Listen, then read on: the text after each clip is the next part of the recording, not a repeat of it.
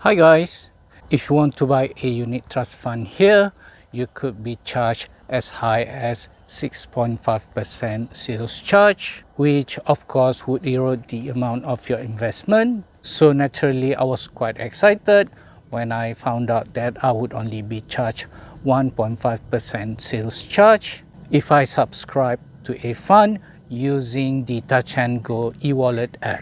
So I've decided to invest in two of these funds of about 10 ringgit each.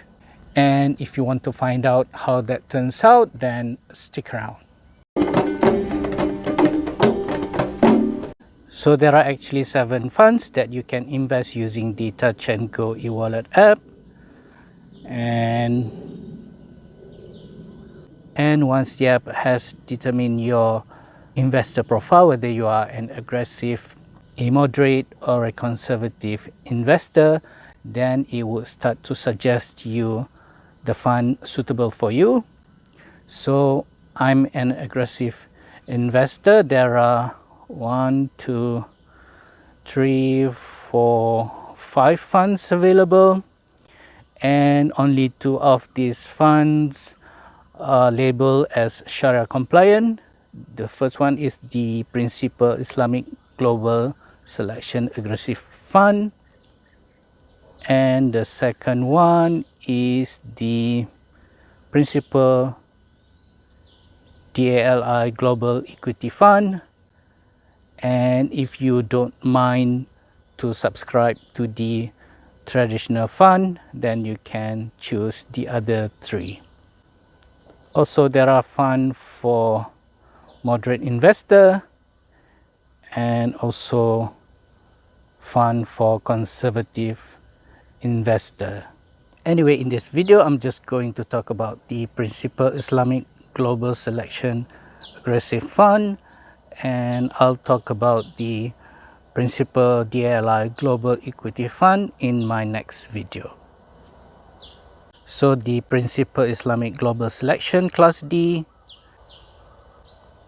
was launched just recently, and it aims to provide long-term capital appreciation and income through Sharia compliant investment, and it's neither a capital protected nor capital guaranteed fund, and it's suitable for investors who have a long-term investment horizon, who wants a Sharia compliant investment and can accept that returns may fluctuate within a target risk range.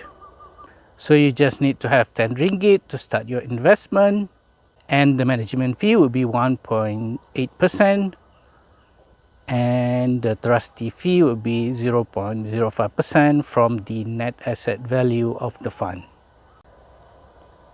So the asset allocation strategy for this fund will be up to 80% of the fund net asset value will be invested in Sharia compliant equities, and up to 40% of the fund's net asset value invested in Sukuk, and up to 40% of the fund's net asset value invested in Islamic Gold ETF, and at least 2% of the fund's net asset value invested in Islamic deposit.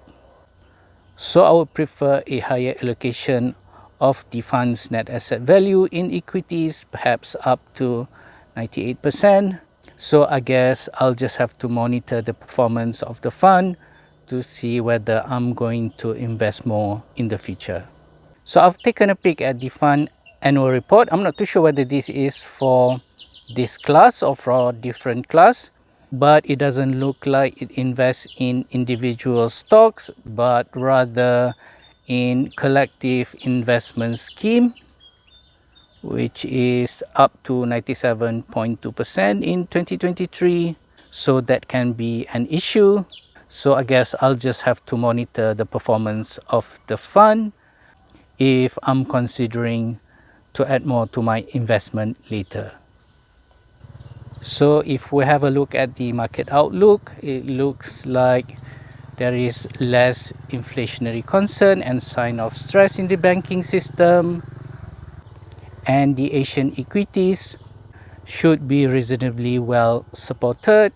but geopolitical risks such as US-China tension are among those to watch out for.